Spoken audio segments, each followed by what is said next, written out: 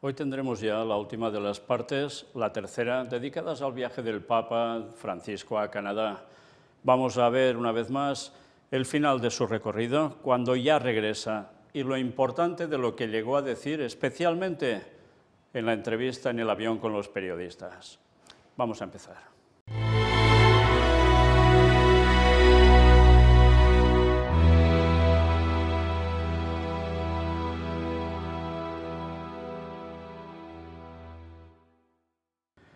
En esta tercera parte es donde básicamente nos vamos a centrar en lo que ocurre cuando ya termina su visita a ese país, a Canadá.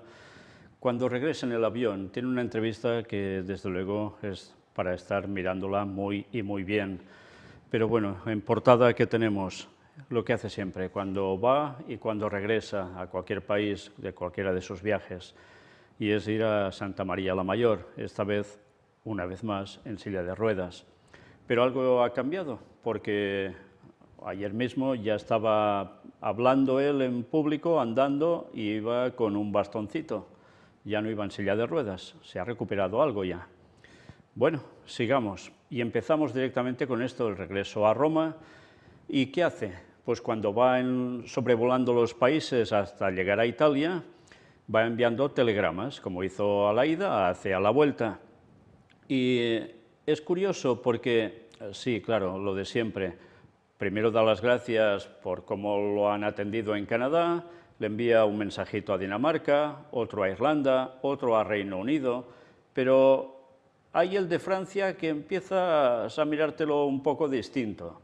Dice, por su parte, para el presidente de Francia, Emmanuel Macron, el pontífice invocó las bendiciones de Dios de prosperidad y paz, porque precisamente parece ser que esto no va abundando cada vez tanto en ese país. Pero fijaos con Alemania. Francisco saludó a su vez a Frank-Walter Steinmeier, presidente de Alemania, a quien le aseguró las oraciones para que Dios Todopoderoso bendiga a la nación con sus dones de unidad y paz. ¿Unidad y paz? ¿Por qué les da este mensaje ahora a los alemanes? ¿Tendrá que ver con este sínodo y que la Iglesia Católica allí parece que se parte en dos? No lo sé, pero llama la atención que hable de esto, unidad y paz. ¿Tiene que ver otra vez con lo que eran antes las dos Alemanias? No sé, sorprende que haga este mensaje, mande esta forma de expresar unidad y paz allí. Pero bueno, a saber en qué estará pensando él. Y luego a Suiza, lo tienen sus oraciones, y a Italia, pues bueno, deseos de serenidad y prosperidad, que también están como están con el gobierno, etcétera, etcétera. Pero ahora nos centramos ya directamente en estos momentos, que es cuando el Papa, en el regreso, en el vuelo, tiene la entrevista con todos los periodistas. Y vamos a ver qué llega a decir. El titular es «Lo que pasó con los indígenas fue un genocidio». Ya hablaba claramente de genocidio. En el vuelo de regreso de Canadá, Francisco se refiere al viaje que acaba de terminar y del viejo y nuevo colonialismo. Dice que aún no ha pensado en renunciar, pero le resta importancia. Se puede cambiar de papa.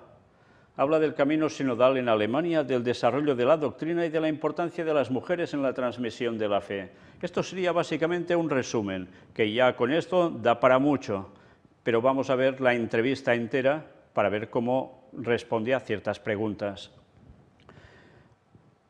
Lo que sucedió con los indígenas fue un genocidio. Respondiendo a una pregunta de una periodista canadiense, el Papa Francisco, en el vuelo de regreso de Iqaluit a Roma, habló de los temas del viaje que acababa de terminar y del colonialismo, viejo y nuevo, pero también abordó el tema de la renuncia al pontificado, solicitado en varias ocasiones por las preguntas de los periodistas, explicando que por el momento no piensa en dimitir, aunque lo ve como una posibilidad. Al inicio de la rueda de prensa, Francisco agradeció a los periodistas que le acompañaban. Buenas noches y gracias por su acompañamiento, por su trabajo aquí. Sé que han trabajado mucho y gracias por la compañía, gracias. Pues vamos a ver ya las preguntas y las respuestas. No os voy a leer los nombres de quien lo pregunta, solo iremos a preguntas y respuestas.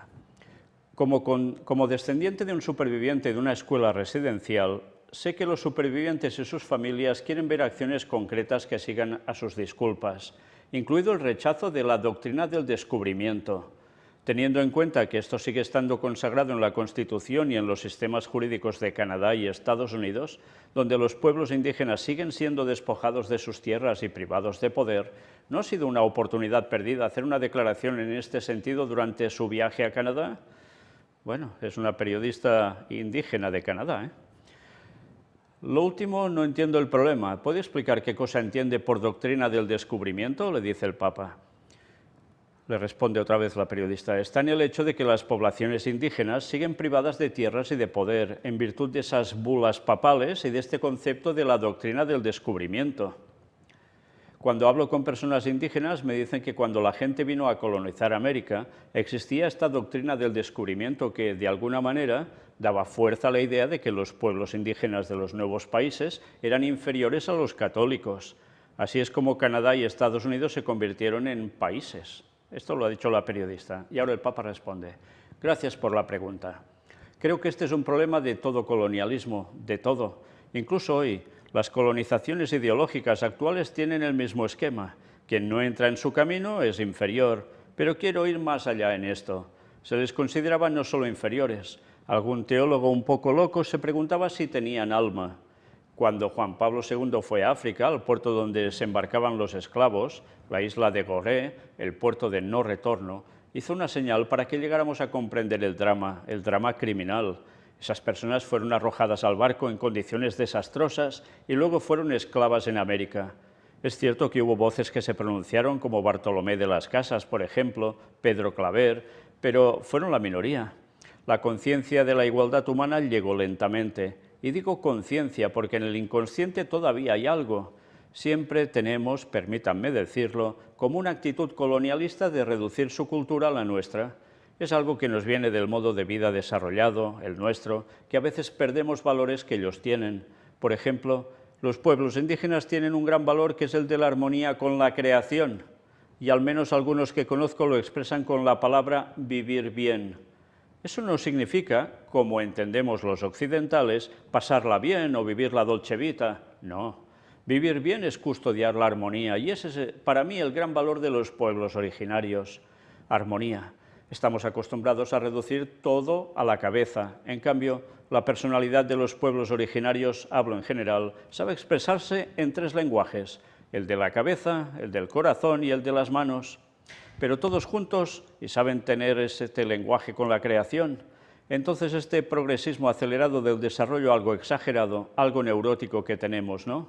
No hablo en contra del desarrollo. El desarrollo es bueno, pero no es bueno con la ansiedad del desarrollo. Mira, una de las cosas que nuestra civilización sobredesarrollada, comercial, ha perdido es la capacidad de la poesía. Los pueblos indígenas tienen esa capacidad poética. No estoy idealizando. Entonces, esta doctrina de la colonización es verdad, es mala, es injusta. Incluso hoy en día se utiliza. Lo mismo con guantes de seda, tal vez, pero se utiliza hoy en día.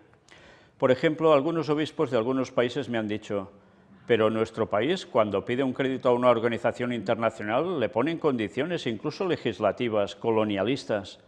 Para darles crédito, les hacen cambiar un poco su forma de vida. Volviendo a nuestra colonización de América, la de los ingleses, la de los franceses, la de los españoles, la de los portugueses, que son 4 que siempre han sido ese peligro. Por el contrario, esa mentalidad, nosotros somos superiores y estos nativos no cuentan, y eso es grave. Por eso hay que trabajar en lo que tú dices, volver atrás y sanear, digamos, lo que se hizo mal, sabiendo que el mismo colonialismo existe hoy. Pensemos, por ejemplo, en un caso que es universal y me atrevo a decirlo. Pienso en el caso de los Rohingya en Myanmar. No tienen derecho a la ciudadanía, son de nivel inferior, incluso hoy en día. Muchas gracias. Bueno, fijaos cómo en la pregunta que le ha hecho llega a un punto en que no termina de aclarar la cuestión, aunque hable mucho. Bueno, sale un poco por la tangente dentro de todo, ¿eh? Pero bien, sigamos. Buenas tardes, Papa Francisco. Mi nombre es Brittany Hobson, de la Canadian Press. Usted ha dicho a menudo que es necesario hablar en términos claros, honestos y directos. Usted sabe que la Comisión Canadiense de la Verdad y la Reconciliación calificó el sistema de escuelas residenciales de genocidio cultural, y esta expresión ha sido corregida a genocidio simplemente. Las personas que escucharon sus palabras de disculpa esta semana lamentaron que no se utilizara el término genocidio. ¿Utilizaría este término y reconocería que miembros de la Iglesia participaron en este genocidio? Es cierto que no utilicé la palabra porque no me vino a la mente, pero describí el genocidio y pedí perdón por esta obra que es genocida. Por ejemplo, yo también condené esto, ¿no? Quitar a los niños, cambiar la cultura, cambiar las mentes, cambiar las tradiciones, cambiar una raza, digamos, toda una cultura.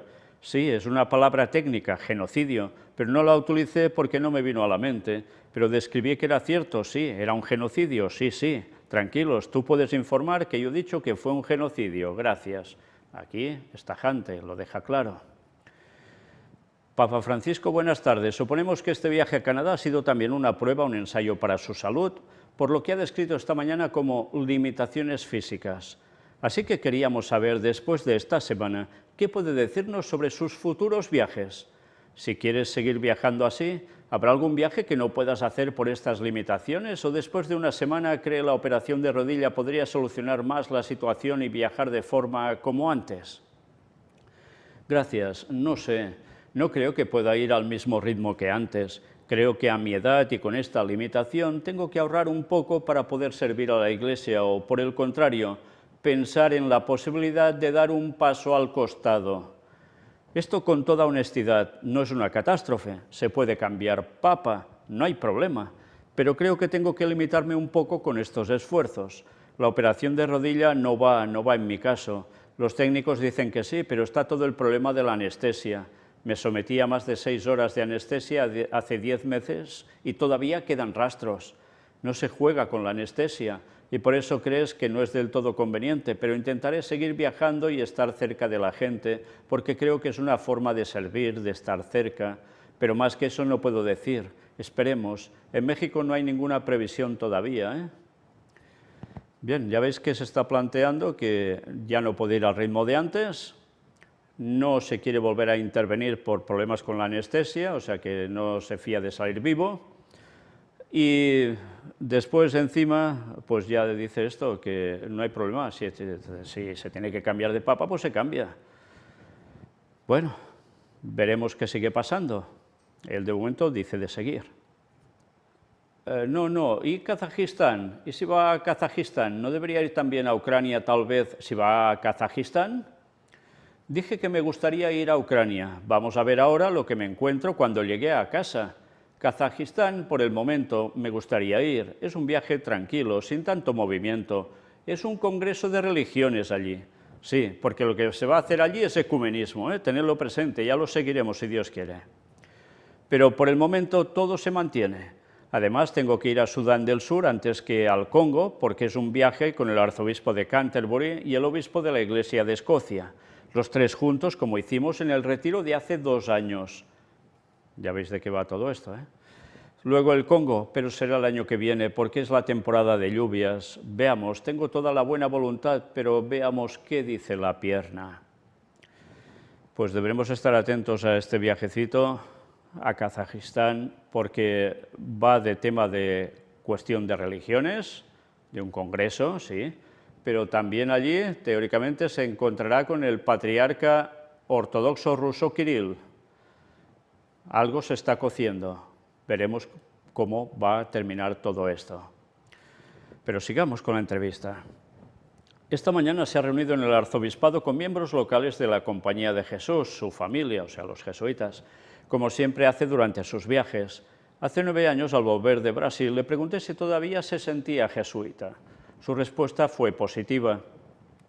El 4 de diciembre, después de ver a los jesuitas en Grecia, dijo que cuando se inicia un proceso hay que dejar que se desarrolle, que crezca una obra y luego hay que retirarse. Todo jesuita, dijo, debe hacer esto. Ningún trabajo le pertenece porque es del Señor. ¿Podría esta afirmación ser válida algún día para un papa jesuita? Creo que sí, sí. ¿Significa eso que podría retirarse como los jesuitas? Sí, sí, es una vocación. Mirad por dónde va todo, ¿eh? ¿Ser papa o jesuita? Jesuita, retirarse de jesuita. Que el Señor diga, el jesuita lo intenta, no siempre, pero lo intenta, hacer la voluntad del Señor. El papa jesuita también debe hacer lo mismo. Cuando el Señor habla, si el Señor dice adelante, tú vas adelante. Si el Señor dice ve a la esquina, tú vas a la esquina. Es el Señor quien... ¿El Señor? o el señor diablo, diría yo, o lo que mande el Papa Negro, el líder de los jesuitas. En fin, son unas declaraciones que dan que pensar, pero que van mostrando que puede haber retirada como de jesuita, como de papa, en sus funciones, en fin, veremos. Lo que dice significa que espera la muerte en ese momento, pero todos esperamos la muerte, responde el Papa. Es decir, ¿no se retira primero? Lo que diga el Señor puede decir que renuncie, es el Señor quien manda.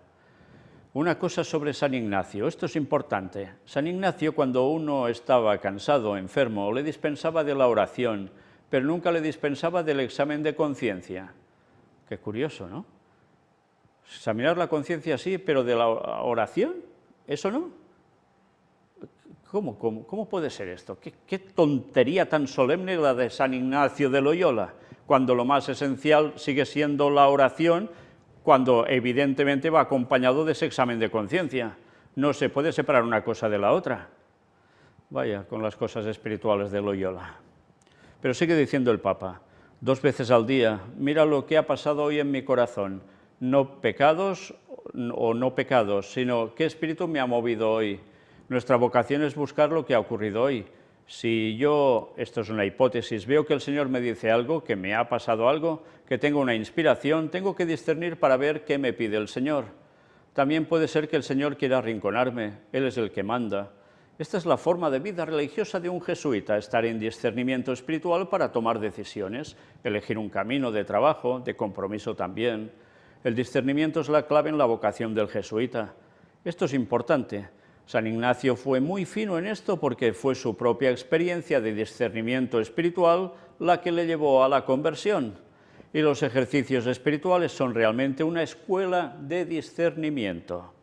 Así que el jesuita debe ser, por vocación, un hombre de discernimiento. Discernir las situaciones, discernir la propia conciencia, discernir las decisiones que hay que tomar. Por eso debe estar abierto a todo lo que el Señor le pida. Esto es un poco de nuestra espiritualidad. En fin, así funcionan los jesuitas. Pero, ¿se siente más papa o más jesuita? Oh, bueno, nunca he hecho esa medición, nunca he medido si más papa o jesuita. Me siento un siervo del Señor con el hábito jesuita. No hay espiritualidad papal, no lo hay. Cada papa lleva a cabo su propia espiritualidad. Piensa en San Juan Pablo II con esa hermosa espiritualidad mariana que tenía. Lo tuvo antes y lo tuvo como papa. Piensa en los muchos papas que han llevado su espiritualidad. El papado no es una espiritualidad, es un trabajo, una función, un servicio. Cada uno lo realiza con su propia espiritualidad, sus propias gracias, su propia fidelidad y también sus propios pecados. Pero no hay espiritualidad papal. Por eso no hay comparación entre la espiritualidad jesuita y la espiritualidad papal, porque esta última no existe. ¿Lo entiendes? Ayer también habló de la fraternidad de la Iglesia, una comunidad que sabe escuchar y dialogar, que promueve una buena calidad de relaciones. Pero hace unos días apareció la declaración de la Santa Sede sobre el camino sinodal alemán, un texto sin firma. ¿Cree que esta forma de comunicar contribuye o es un obstáculo para el diálogo? En primer lugar, ese comunicado lo hizo la Secretaría de Estado. Fue un error no decirlo. Creo que decía comunicado de la Secretaría de Estado, pero no estoy seguro. Fue un error no firmar como Secretaría de Estado, pero un error de oficio, no de mala voluntad. Y sobre el camino sinodal escribí una carta. Lo hice solo. 1 mes con oración, reflexión, consultas. Y dije todo lo que tenía que decir sobre el camino sinodal, más que eso no diré, y es el magisterio papal sobre el camino sinodal, esa carta que escribí hace 2 años. Me salté la curia porque no hice consultas en la curia, nada. Hice mi propio camino también como pastor para una iglesia que busca un camino como hermano, como padre y como creyente. Y este es mi mensaje. Sé que no es fácil, pero todo está en esa carta. Gracias. En esto también es tajante, ¿eh? Aquí se salta curia y lo que haga falta, se tiene que hacer lo que él mande, es el Papa. Italia está atravesando un momento difícil que también causa preocupación a nivel internacional. Está la crisis económica, la pandemia, la guerra, y ahora también estamos sin gobierno. Usted es el primado de Italia, En su telegrama, el presidente Mattarella, con motivo de su cumpleaños, habló de un país marcado por muchas dificultades y llamado a tomar decisiones cruciales. ¿Cómo vivió la caída de Draghi? En primer lugar, no quiero inmiscuirme en la política interior italiana. Segundo, nadie puede decir que el presidente Draghi no sea un hombre de gran prestigio internacional. Fue presidente del Banco Central Europeo. Tuvo una buena carrera. Hice una pregunta a uno de mis colaboradores. Dime, ¿cuántos gobiernos ha tenido Italia en este siglo? Me dijo, 20. Esta es mi respuesta. O sea, quiere decir que tranquilos, que así se seguirá siempre. Un gobierno tras otro en Italia, que eso ya es lo normal. ¿Qué llamamiento hace usted a las fuerzas políticas ante estas difíciles elecciones? Responsabilidad cívica. Y él dice que no se ponen políticas interiores de Italia. Muchos católicos, pero también muchos teólogos, creen que es necesaria una evolución de la doctrina de la Iglesia respecto a los anticonceptivos. Al parecer, incluso su predecesor, Juan Pablo I, pensó que la prohibición total quizás debía ser reconsiderada. ¿Qué opina al respecto? Es decir, ¿está abierto a una reevaluación en este sentido? ¿O existe la posibilidad de que una pareja considere los anticonceptivos?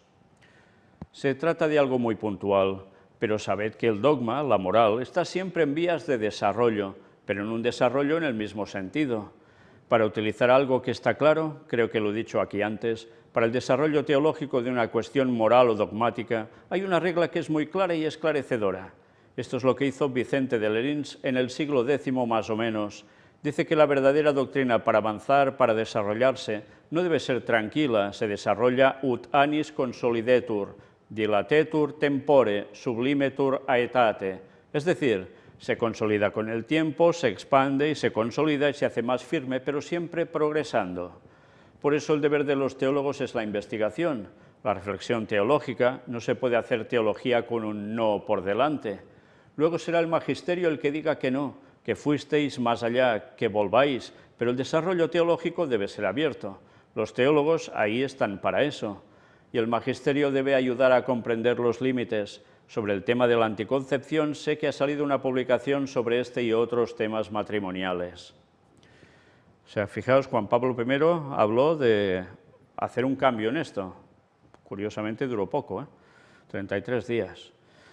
Pero bueno, veamos qué pasará con todo ello también. El Papa sigue diciendo, estas son las actas de un congreso y en un congreso hay ponencias. Luego discuten entre ellos y hacen propuestas.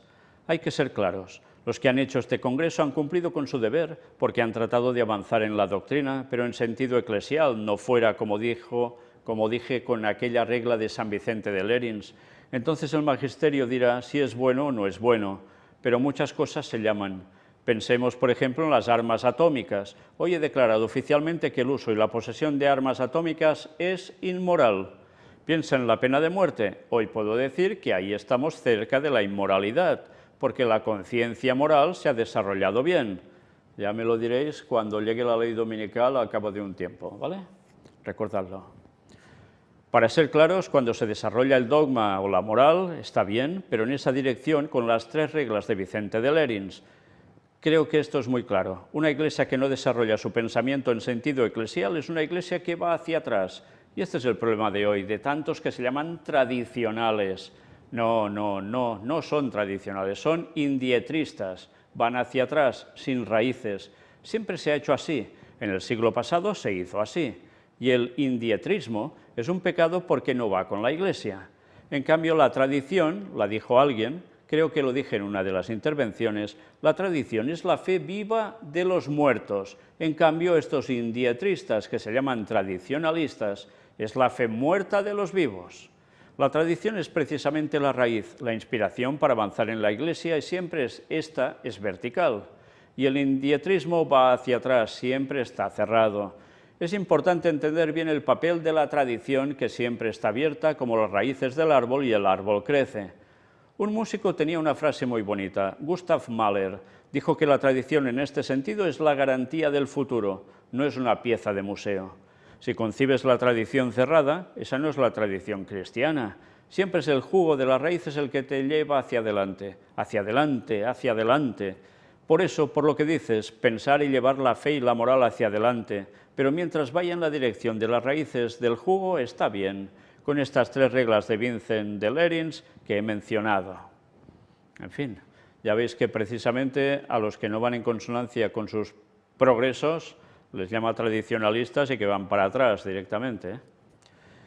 A finales de agosto tenemos un consistorio. Últimamente mucha gente le ha preguntado si ha pensado en dimitir. No se preocupe, esta vez no se lo preguntaremos, pero tenemos curiosidad. ¿Ha pensado alguna vez en qué características le gustaría que tuviera su sucesor? Esto es una obra del Espíritu Santo, ¿sabes? Nunca me atrevería a pensar, el Espíritu Santo puede hacer esto mejor que yo, mejor que todos nosotros, porque inspira las decisiones del Papa, siempre inspira. ¿El Espíritu Santo las inspira? Ya.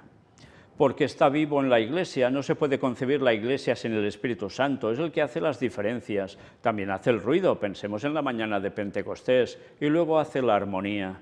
Es importante hablar de armonía en lugar de unidad. Unidad sí, pero armonía, no como algo fijo.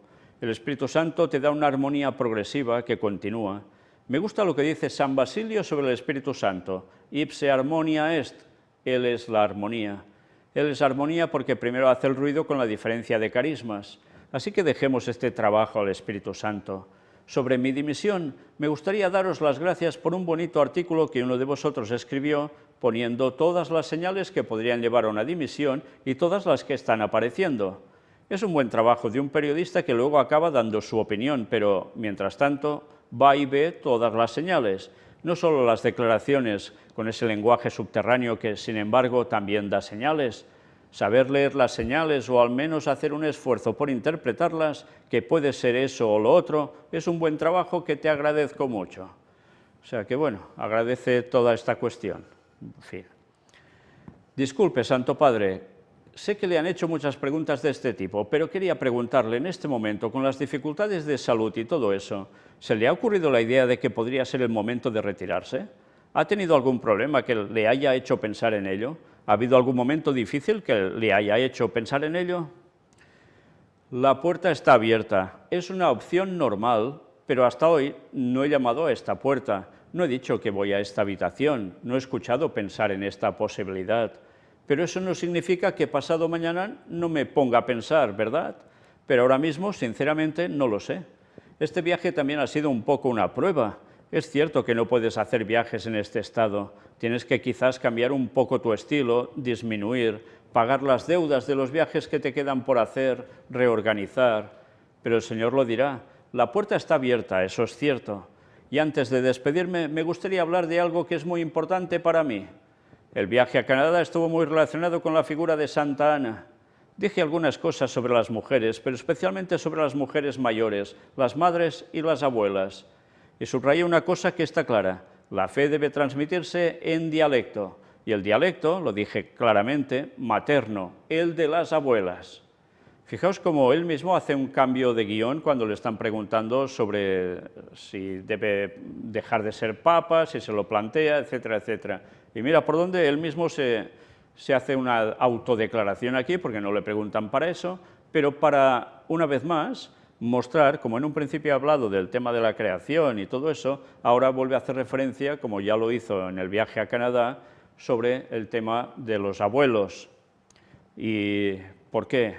Porque, bueno, era una fecha especial, estos días, en que se estaba celebrando precisamente este santoral de los abuelos de Jesús, y aprovechando esto, pues, ¿qué ha querido inculcar? Una vez más, esa transmisión de conocimientos para que los nietos vuelvan a acoger la fe de los abuelos.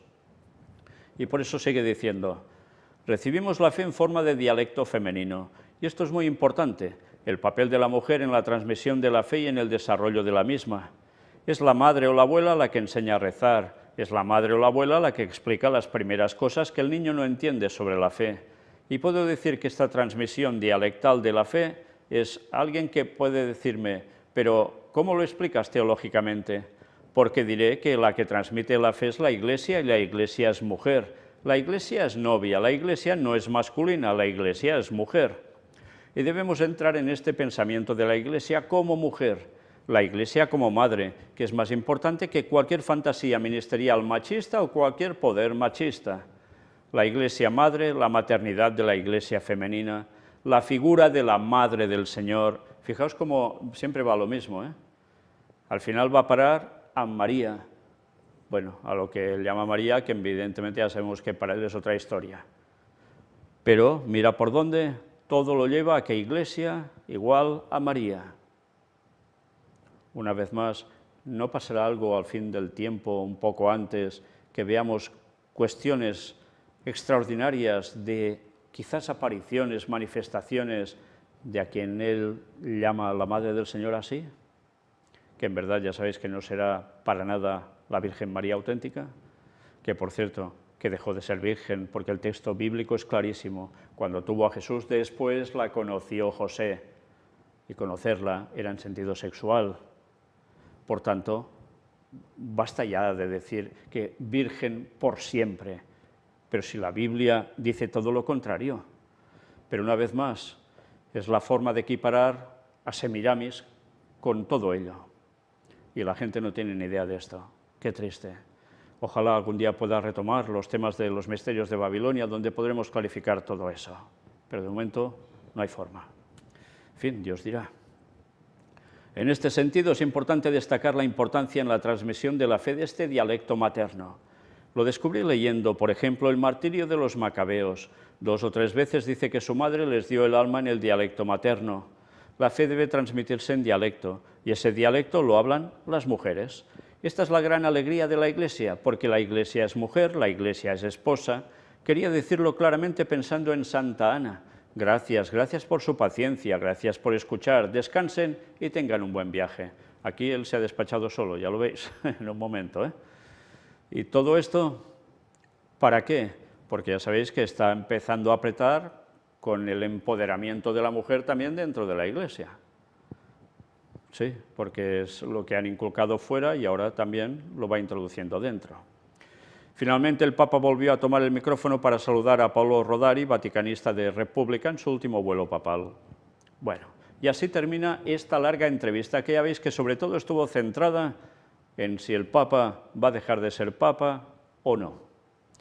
El tiempo lo dirá, pero queda claro que verdaderamente para ellos era una prueba el viaje a Canadá. ¿Podría seguir el Papa en sus funciones o deberían ya pegar el cambiazo? Veremos qué terminan decidiendo. Vamos a ver precisamente el momento en este vídeo cuando habla de un paso al costado. Es cuando el Papa dice que no descarta renunciar a su cargo en el futuro. Bien, ya habéis visto que él lo expresa con mucha naturalidad, no es ningún drama cambiar de Papa. Él, de hecho, es Papa por eso. ¿Y habrá finalmente un triunvirato papal? No lo sabemos. Veremos qué termina pasando. De hecho, hoy mismo estaba leyendo un artículo que hacían un análisis sobre esta cuestión y decían que parece ser que al papado no le interesa que haya 3 papas en movimiento, bueno, que 2 queden como eméritos, y que uno ahora actualmente ya está bastante viejecito, el Benedicto XVI, y que por tanto igual no llega a ese momento para que haya este cambio, pero veremos qué termina pasando. Una vez más, hay que recordar cuando hace ya años me pasaron un libro que desde luego, ya sabéis que lo he explicado alguna vez, lo tuve que tirar directamente, porque era de sociedades secretas luciferanas, y allí se expresaba que Satanás también tiene una trinidad. Él es la cabeza máxima, pero tiene a 2 diablos de superpoder también con él, moviéndolo todo. Una vez más, copiando la deidad, la Trinidad auténtica. Y esto da que pensar, porque terminará siendo un reflejo lo del Vaticano con esto otro. Veremos, el tiempo lo dirá, pero sea como fuere, el Vaticano seguirá adelante, de eso no hay duda. Y el Papa llega ya a Roma cuando termina de este vuelo, ¿y qué hace? Pues esto, ir a Santa María la Mayor, agradecerle por su viaje a Canadá. Como siempre, es lo que hace cada viaje, y que como siempre en verdad, a quien le agradece, ya sabéis, es a quien está detrás de todo esto, al mismísimo diablo. Sí, por más que a algunos les suene raro. También el Papa hizo unos tuits para los pueblos indígenas, De nuevo, a través de Twitter, el Papa ha querido enviar un mensaje personal a todos los pueblos indígenas con los que se ha encontrado durante el viaje de esta semana. Queridos hermanos y hermanas de los pueblos indígenas, tuiteó el pontífice, vuelvo a casa llevando en mi corazón un tesoro hecho de personas y pueblos que me han marcado, de rostros, sonrisas y palabras, de historias y lugares que me acompañarán siempre. Gracias a todos desde el fondo de mi corazón. Bueno, esto más o menos lo viene a decir siempre cuando vuelve de algún lugar, ¿eh? Sencillamente lo aplica un poco a los lugareños donde ha estado y ya está. Y así siempre queda como un señor. Y Lombardi dice, el viaje del Papa a Canadá logró sus objetivos. Sí, los que tuvieran marcados los logró. Los que nos mostraron y los que quizás no nos vamos a enterar nunca. Pero evidentemente se iba a ganar, cómo no, a Canadá, a limpiar esa imagen vaticana para que pudiesen seguir trabajando al lado de Canadá. Bueno, sigamos ya con 2 vídeos más para finalizar. Esto ya ha sido totalmente reciente, catequesis del Papa Francisco sobre su viaje apostólico a Canadá. Hace un breve resumen. Si os habéis fijado, dice que ya ha habido sanación. Y cuando dice que ha habido sanación, quiere decir que ya está todo arreglado. Por eso ahora entendemos aún con más claridad las palabras que hemos leído antes, justo antes de este vídeo, en el cual habla de que ya han conseguido sus objetivos en Canadá. Evidentemente, como siempre suele pasar, cuando se trata de hacer público algo, lo hacen muy bien escenificado. Evidentemente también a Canadá han ido una serie de pueblos indígenas, evidentemente no todos, y evidentemente siempre se suele mostrar la cara buena de la cuestión en que todos han quedado tan contentos y felices. Hemos leído declaraciones que no todos lo tenían tan claro y eso no siempre se termina de mostrar. Pero lógicamente la imagen pública es que sí, esto ya se ha sanado, por tanto ya no se tienen que dar más vueltas al asunto. Y es lo que han conseguido. Con lo cual, aunque haya muchos que no estén de acuerdo, que no hayan aceptado ni visto claro esto, es igual, esos para los medios públicos ya contarán poco. La imagen que se da ya es de sanación. Y ya terminando, unas declaraciones del Papa que dice que recibió como una bofetada los testimonios de abusos en Canadá. Bueno, ya veis cómo dice, cómo le llegó a doler eso, que le decían y que veía madres que no sabían dónde estaban sus hijos, etc. Es una bofetada para él. Bueno, en fin, el teatro siempre tiene que funcionar y la puesta en escena también. Fijaos que después de esas dudas de si seguiría o no seguiría, iba en silla de ruedas, cómo estará su rodilla, ¿qué hace? Entra ya con bastón, con lo cual está dando, en principio, un golpe de autoridad diciendo, no, yo aún sigo. Veremos qué termina pasando, tiempo al tiempo. Pero lo que queda claro es que esa limpieza de imagen que hizo el Vaticano en Canadá les ha funcionado a las 1000 maravillas. Y, cómo no, los medios de comunicación ya se encargan de hacer su faena. Y así van trabajando, quedando como los líderes de la moral, que si algo habían hecho mal, pues todo eso ya es cuestión del pasado, ahora lo arreglan y se acabó. Y se empieza de nuevo, y todo maravilloso, y será todo precioso, etcétera, etcétera. Y así van trabajando para ganarse, cómo no, a todo el mundo en pos de la bestia. Nosotros terminamos aquí todo el tema del viaje del Papa a Canadá y seguiremos con más temas, porque esto es un no parar. Y gracias a Dios que podemos estar viendo aún lo que la bestia está haciendo y seguirá haciendo hasta el final. Y seguiremos destapando todas sus artimañas con la ayuda del Señor. Sí, porque la gente necesita conocer la verdad para salir de ese gran engaño. Dios os bendiga. Maranata 2031.